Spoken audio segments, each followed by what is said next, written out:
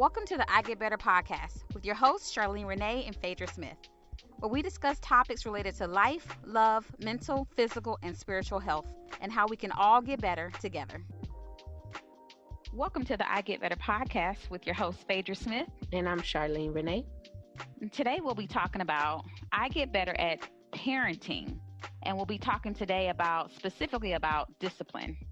So we'd like to start our discussions by defining the word, because when we define things, it gives us the ability to change. So, Charlene, would you like to define discipline? Yes, I would. So, the dictionary definition of the word discipline is a noun, which means the practice of training people to obey rules or a code of behavior using punishment to correct disobedience. All right. I'm scared. I know that is scary. I told you. Get them. You need some discipline though sometimes, so we're gonna dive into it. But let's talk about what our own personal definitions are of discipline. What do you think discipline means, Phaedra? Well, I look at discipline as, I look at it as punishment also, but I also see the word punishment is a huge negative, and I don't always think it has to be seen that way. So I probably would switch out the word punishment with consequences, because I believe that there's always a consequence to our actions and our choices. So when I talk to my children and I talk about discipline, I always phrase it as in, this was your choice, and so this is what, therefore you chose to do this, so this is therefore your consequence. How do you define it? Yeah, I also look at it as consequencing. Usually I will use the word applying consequences for behavior purposes. And for what we're specifically talking about today, when we're talking about discipline, we are talking about the standpoint from which a parent is correcting their children through applying consequences for their behavior. And we're going to be talking about the different ways that parents can do that, because a lot of parents are really lost in this area, and they don't really know what their options are for discipline. And we'll get into that a little bit later about what the perspective is on it. But it's really a good topic for us to discuss, just to kind of give people some extra tools and have them think about discipline in an alternative way. Yeah, I agree. I think also depending on your background, the neck of the woods you grew up in, your cultural, the way your family was and things like that. Sometimes we don't always have the tools other than yelling or, nowadays we call it spanking, but back then it was whooping. Go get the switch off the tree, go get the belt out the closet. So yeah, it's or a beating. A beating. So severely. Right. Well, a butt naked, a birthday whipping. That's that. No, nothing is gonna hinder this belt or whatever trying to get on your body. So, So I think it's important. It's important because just talking about this not only gives people tools, but tools ultimately can give us peace, and help us to raise good humans, and also have households that have less arguments and just have more structure and overall better functioning. So let's talk about some consequences of not disciplining our children. What do you have? So when there is a lack of discipline or consequencing in a household, you will often find that the children are the ones in the position of authority in the house. And so that really leads to a different dynamic, a backwards or dysfunctional dynamic within the home, because there is an order or structure in which the family can thrive. So if you have a skew in that hierarchy where no one's in charge and the children are kind of left to run amok, then you will find that children will run amok. They need limits, and they need boundaries, and they need expectations placed on them in order to keep them from hurting themselves or hurting you for that matter. And so these children will eventually grow up. And when they grow up and they haven't gotten that discipline in their childhood, it's going to be difficult for them to even practice self-discipline or self-control because they haven't had it imposed upon them from their parents. So they'll never learn those limits. Well, I won't say never, but it's unlikely that they'll learn the limits if you don't show them how to practice setting limits and following guidelines and rules. And the world is going to expect them to do that. You're not going to be able to grow up and get a job and not follow any rules because you'll lose that job. You'll get fired. So it can lead to those consequences in the long term. But in the short term, like you said, you will find yourself lacking peace and order in your home if you aren't able to effectively discipline your children, no matter what age they are, if they're living under your roof. If you cannot apply those strategies, you will see a lot of negative consequences come from that. Yeah, so what I hear you saying is that there can be a lot of family dysfunction and just overall confusion in the home. And so I remember I was told you have a couple big things in your life, and one of them is your work and the other place is your home. And you can't have both of them be in dysfunction. So I think we have probably, most of us, we have the capability of having more control at our homes than maybe even at our jobs. So even being able to create a sense of peace, if you're in the situation where you can, there are different, scenarios where one of the parents there might be a lack of control in the home, but if you can create peace and decrease confusion, that's where you want to go. The other thing, you mentioned the hierarchy, it creates these power struggles within the households. So you have the kiddo and the parent going back and forth, and it's about control and power. And, I think that's a really big one also, as far as a consequence of not having effective discipline. I think effective discipline is probably what we need to make sure people understand. And then you brought up one symptom of, was it discipline deficit disorder? Can you tell us some more about that, what that is? Yes, I can. So discipline deficit disorder, no, you will not find this in any DSM psychology manual. However, Dr. David Walsh, who is a psychologist and parenting expert and coach, came up with this term to basically say this is a consequence that you will face, or this generation is at risk for, which is discipline deficit disorder. And some of the symptoms that he outlines of this discipline deficit disorder is that you end up having a generation that has a culture of disrespect. They are distracted, impatient, they have a need for instant gratification, they have unrealistic expectations, a sense of entitlement, self-centeredness, and then rampant consumerism. And so it's basically just training this culture of children to believe that I should have my way, I need it now. They don't expect things to require hard work and discipline, self-discipline.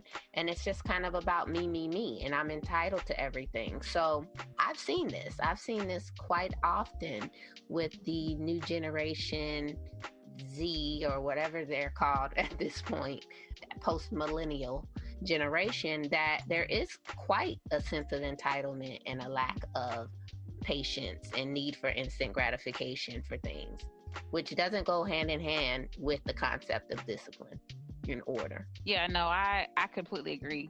For me, it's just like, I see this in our generation, but sometimes it's just baffling. I'm like, who told you that this was an okay thing? And so the good news, parents, is that you can change things around. Our brain is able to be trained, but it does take discipline on the parents' end also, which I think kind of can bring us into some ways to get better at having effective discipline. One of them is, we talked about, was setting limits and consequences. And I think you mentioned you have to do this early on, Charlene. Yeah, so the first step when we're talking about effective disciplining is that you need to set the rules and the consequences ahead of time before the behavior occurs, because then everyone knows what to expect. Sometimes parents may assume that the child just knows better, or they should know they shouldn't have eaten the whole pack of cookies. Well, did you set a limit? Did you set a rule? Did you say you can only have 3 cookies? Did you say you have to ask before you go get the cookies? Did you set that expectation? And so if you sit down with your children and you go over, these are the rules for the household, and we're going to talk about them together so everybody understands and everyone's in agreement. Now, when we talk about agreement, it doesn't mean that the children have to really agree as far as, well, yes, I like that rule.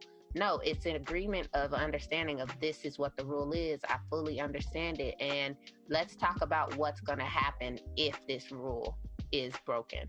So that once the rule is broken, you don't have to come up with it on the spot. You know exactly what the consequence is going to be prior to the rule getting broken.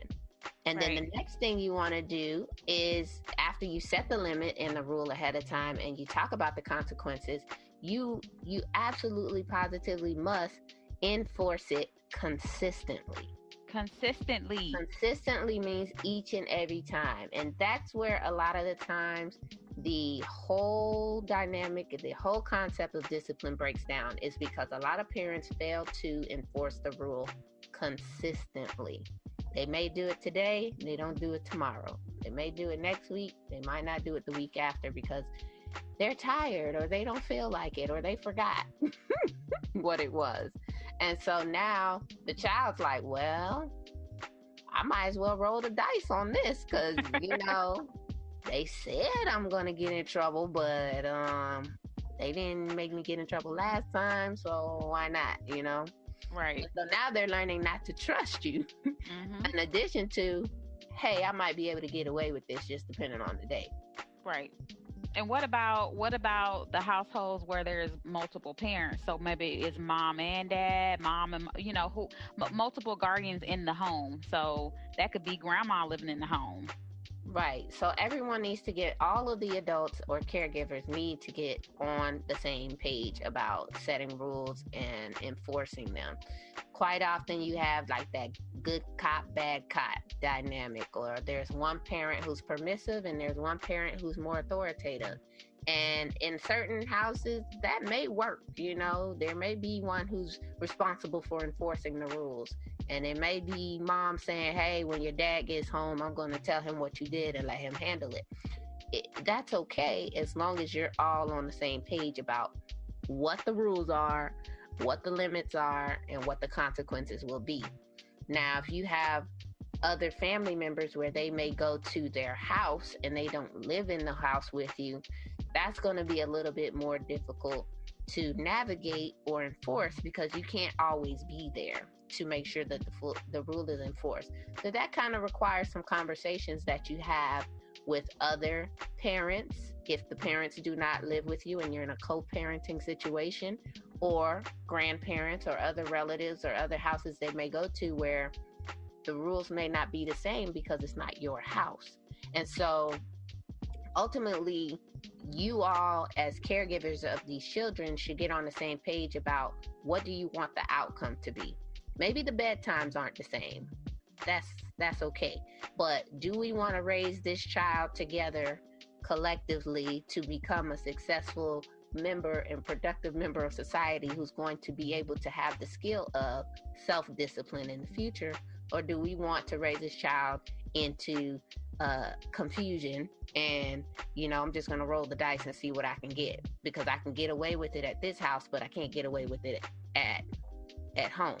And so now I just know how to move in different environments. Right. And I, just thinking about that, I feel like it can cause some damage in the adult relationships, because it creates this lack of disrespect, maybe for one caregiver over the other one, and then there's a power struggle with that. So really being on the same page is helpful in multiple ways. I mean, a lot of people don't realize the family of origin, your original family, it continues to play a huge role in your life as you get older. So you start to repeat those same types of relationships as you get older. So if they are toxic and unhealthy, a lot of times as adults, we start to repeat those same things. So it's really important, even in just childhood, that we take these, dynamics very seriously in how we interact with our children and what we're showing them. And so I think one of the things we were talking about, Charlene, we kind of hit on it already, were the barriers, which is that the reason why some of these things aren't done is because there is a lack of energy, or somebody forgot. Maybe you work a lot, and so you can't, it's hard to be consistent, and it's hard to remember these things. Or the parent maybe have their own mental health issues or physical health issues that are really kind of getting in the way of doing things. And so there are different scenarios and barriers. One of the things I'll say is, it's also, I've heard is very difficult, which is, we just talked about co-parenting, but also having a blended family, Yeah. So yeah, of course, a lot of families nowadays are blended families, or not, or like non-traditional family makeup. So that presents another challenge in and of itself. If you have a blended family, a step parent, stepchild, half siblings, just different attitudes and different perspectives coming into one household. And a lot of times step parents feel like they don't have any power to discipline other people's children, even if they live in the same house with them. And the child may not respect that person in that position of authority, or may have a problem, or may have conflict with the step parent. So they may be defiant and not do anything they tell them to do, even if they do it if the biological parent tells them to do it. And so that's a very, very tricky dynamic to navigate, but it can be done. A lot of the time, family therapy may be necessary just to kind of work out those kinks if there's a power struggle in a blended family dynamic. But it can be done. There's just a different approach to that, because you don't have that familial tie to those children if you're a step parent, unless they acknowledge you in that way. And some step parents feel like they do consider their stepchildren their actual children, and they've raised them since they were little. And so it's not always an issue, but sometimes it is. I think one thing that makes it difficult is if you have a lack of trust between the two partners. And also, if it's not acknowledged that you guys do come from different backgrounds, and so you might have a differing opinion in how you discipline. But I think it's important to have those, to be intentional about those discussions. Like, a lot of people get together and they don't really talk about, how do we want our finances to look? How do we want to talk to the children? Like, develop your own language. Set aside and talk about how do we want our schedules to look, our roles to look in the household. Do you want to be the disciplinarian, or just because he's the male, he might not want to be that person? So maybe that's something that y'all both have to tackle, a 50-50 thing. So having communication is going to be so important to kind of decrease the chaos, and like we talked about before, within the family structure. Yeah. Also, you mentioned being flexible. Parents, would you like to expound on that? Flexibility. So when we're talking about being flexible, let's kind of get into some ways to get better, and what are some strategies to effective disciplining. So first and foremost, you want to treat each age group with a different approach when it comes to disciplining. So what you do with the toddler is different than what you do with a school age child, and preteen, and then a adolescent. So you need to have a discipline plan for each age group. When it comes to being flexible, what I mean is you have to decide what your rules are, what your values are that are more important, and what are some little things that you can bend on and flex on. Because some parents, I find, create battles for themselves, power struggles for themselves, because everything that your child does not necessarily need to be controlled. And so when you get into power struggles, or you try to control every single aspect of their life, you're going to eventually be met with some pushback, because once they get older, they start to learn to think for themselves, and they're going to be wanting to exercise their independence. They have different views on things. They have different perspectives. They aren't just your little robot, and so you need to be able to be flexible on some rules. One of the big things is curfew, right? A lot of parents, and we'll just use this for an example, is the curfew situation. And so there's a big jump between middle school and high school. There's a big shift.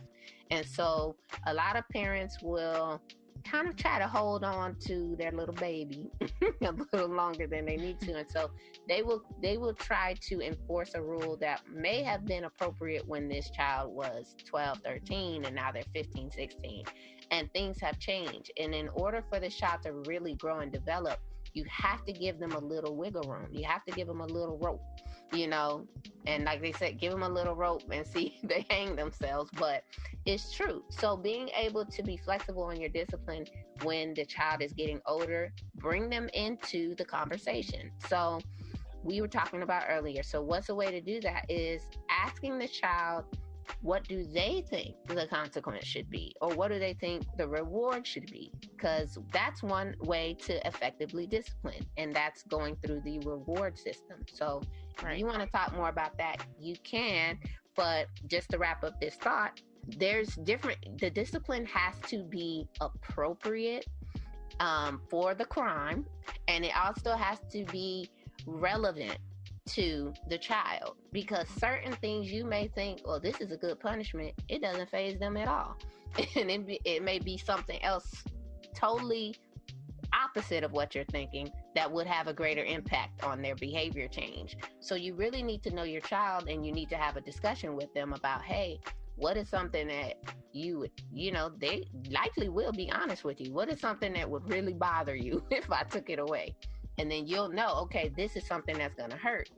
If it doesn't hurt, and if you apply the discipline for too long, that's another thing. If you say, well, you're on punishment for the next 6 months, that's way too long. The child's going to really not care at that point about getting the privileges back, and now you've lost your leverage. So talk a little more about the reward system or the token economy system when it comes to getting better at effective discipline. I think number one, you mentioned what's valuable to the child. I think they will tell you, but also having a relationship with your child where you know what they like, and they will talk to you. I think first and foremost, that's the best way to start it out. Whether it's your stepchild and you're in a blended family or whatever it looks like, building a rapport and having a relationship will help with a lot of the discipline problems that a lot of parents have anyways. So that as far as the token economy system goes, really just knowing what is important to them. So like with my son, he could give a crap if I took away candy. He don't even like candy like that. But if I mess with his games, like, I can see some immediate responses from that. And so how I word that is, you get to earn game time. And so it's not just a matter of me having consequences. The consequence is that if you choose not to do this, then you have chosen not to have this. So if you choose to play all day at school, okay, I hope you had a really great time, because when you get home, now you have chosen not to play at home. You've chosen to come home and do your work. And so how you're wording it, making sure that you know what motivates them. And so whether that looks like, a board of stickers for like toddlers, or whether it looks like, some fake tokens and coins, or fake money for kids and, a little bit older, or that looks like giving them real money, letting them earn money so they can earn the chance to go to the store and buy the things they want. And so those are things that I know I've used for my kids for several years, and I started early because the power struggle starts early, guys. I've seen, even little things like, parents arguing with their kids about what their kid's going to wear the next day. Like, why are we arguing about this? Take out 2 pairs of clothes that you like, parent, and say, here you go. You get to choose what you want to wear. So it's a win-win for you. You've gotten what you want, and then they also feel like they've had a moment of having some control and power over their life. So it's just little things like that. And I think we can continue this discussion, and we will continue it in the matter of parenting and things like that. But it's little things like that that are so important with making sure that you guys have healthy relationships with your children. But healthy relationships doesn't look like I'm just giving my kids what I want all the time. Healthy relationships look like I was put in charge of this little human, and so I'm in charge of not only making them, helping them to be happy, but also providing them with consequences because they need to know how to function in the real world. Well, I wanna respond before we wrap up in a few minutes. I wanna respond to two of the things that you said. So one of the things, I like how you brought up that clothing example, because I've actually had to deal with not deal with, but had a client who was having a lot of issues with her child about what she was going to wear to school. And I'm like, well, this child's at an age where she really could pick out her own clothes. Why you should have to pick out her clothes? So this is the thing. I feel like as a parent, you can control what they wear because you control what you buy for them. So whatever clothes they have as options, you bought it.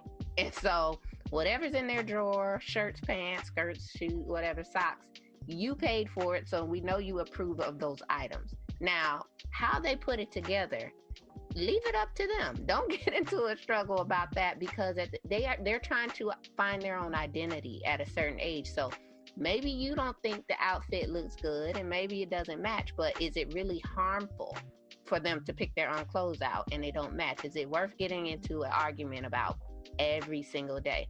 You can give them those two choices, like you said, and say, is it this or this? Or you could say, hey, as long as you're clean and you're ironed up, I don't care what you wear. If your peers make fun of you, that's your choice. You know, if you're wearing stripes with polka dots, that may be your style, but it's not worth getting into an argument or battle about. And that's what I meant about being flexible, picking your battles.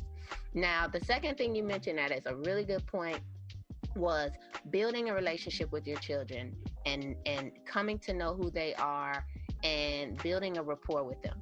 That is not done through yelling and screaming and whooping and beating and all of these things that are, well-known tools of discipline from way back in the day and up until now. That is not a way to get respect from your children. It's not a way to build a cohesive, connected relationship with your children. Now, I am not saying corporal punishment is a bad thing. Do not get me wrong. I think that it could be effective, but I don't think that it's a way to establish a healthy relationship with your children. No one likes to be yelled at and screamed at and cussed at, period. Doesn't matter what age you are. Toddler on up to adulthood. I don't like being yelled at and screamed at. So I know that my children do not like being yelled at and screamed at. I know sometimes parents lose their patience because I lose mine and I've yelled and I've screamed, but I can tell how it affects them when I do that. So if that is the only tool you have in your toolbox for disciplining your children, we want to put some additional tools in your toolbox, because it's going to help your relationship overall if you have alternatives. If you cannot discipline without bringing anger and overreacting and losing control, then you have to deal with something within yourself before you can be an effective parent, before you can effectively discipline your children. So make sure that you do have a solid foundation in your relationship with your child before you come in trying to just discipline and be authoritative and just being like hard-nosed about every single thing that they do. I've seen little 2-year-olds getting cussed out, like grown men. And I'm like, why? This is ridiculous. Yeah. The poor baby, I think it goes back to that old rule of thumb is do not dole out consequences and punishment when in the heat of the moment when you upset, because you're not using your thinking brain and you are most likely responding out of emotion. So whether you use corporal punishment or whatever it is, you need to have time to cool off as a parent, and also taking care of your own mental health. Like you said earlier, like you're not going to be an effective parent, mother, like whatever, friend, whatever, if you haven't realized, hey, if I'm only responding out of anger, maybe I need to, because maybe I didn't grow up in a perfect, in a healthy environment, not perfect, but healthy environment. And so sometimes we as parents didn't learn those things, and so we're learning as we go. And it's okay to say, I don't know how to do this. No, it didn't, we weren't given manuals. So recognizing where you are is also going to be very important. Yes, definitely. I agree. And you can't, man, I lost my train of thought, what I was about to say. The last thing you said I was going to respond to. But essentially, yeah, you have to have control. Oh, this was it. If you have that rules and limits and consequences established ahead of time, it helps you not to respond in anger, because you can very calmly say, amen. Hey, we remember we had this rule? Yes. Okay. You remember what the consequence is, right? Yes. Okay. Well, there it is. You chose this consequence. Yep. There's no yelling or screaming necessary, because you know what to expect, and the child knows what to expect, and you don't have to go hoarse to get your point across. Right. So that was what I was trying to say. Well, writing them down also, I didn't say this, but a part of that token economy system, a part of it is maybe having a chart. And so it's already there. That way, the parent, you're not just making up stuff as you go, and the child is not making things up as they go. So it's written down. And because I know how us as parents can be, we just add on things according to how we feel. So, and that's just not fair. So we're going to create a structure. Let's create a structure, and let's make it fair and respectful all around. And so having that old thinking that, well, that's not how I was raised, they going to mind me. They gonna listen to me. I don't listen to kids. Well, listen, if you want that lifestyle, do what you do. But we're talking about effective parenting, and that may look different than how you were raised, and that's okay. Definitely, yeah, it's okay. It doesn't mean you turned out bad, or your parents were wrong, or your grandparents were wrong. But we are in a new day, in a new age, and things that may have worked 30, 40, 50 years ago, they're not as effective today. So many people are finding that out. It's a new breed. And so so I think we should definitely continue this conversation. I think we should definitely bring it to our Facebook Live, because I think this will be good. We can share. There's some stuff I didn't get to share, but we'll definitely keep the conversation going offline, well, online, but off this platform, another platform. So, so those are some things just to start you out on that parenting piece as it relates to discipline, and what are some things you could do to get better at effective parenting, effective discipline. Those are the key words. Yeah. So that's our time today, guys. Remember to rate, review, subscribe, find us on social media, like our page, follow us. Share, please. All of that. I Get Better. I Get Better podcast. You can find us across all the platforms, all your favorite streaming services. Yeah. And so, talk to us. Send us questions or topics that you wanna hear and discuss with us. And so, until next time, let's keep getting better so we can do better in order to be better.